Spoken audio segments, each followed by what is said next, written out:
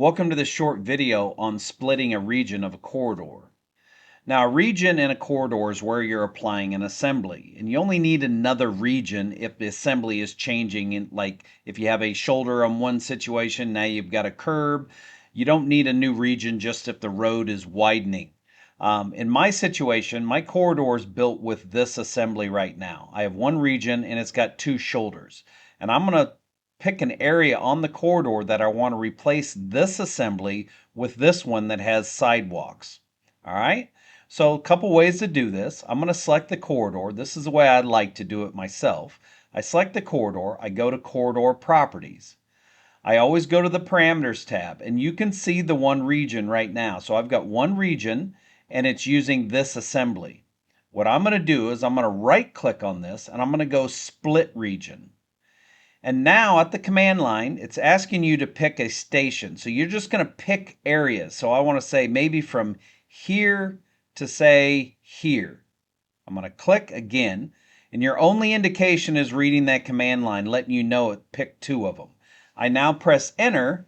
And so now I should have three regions. Okay, so I had one, I split it, I picked 2 points. And so I'm really saying this second region here, I want to select a different assembly. And I've got road section or standard road 2 here. I'm going to go OK. I would always check my targets because sometimes when you replace an assembly, it doesn't have the surface targets set. And so if it doesn't, you just go to the surface tab and you go set all and you can go XG. In this case, I've set both of those to be that. I go OK. I go OK. And I go rebuild the corridor.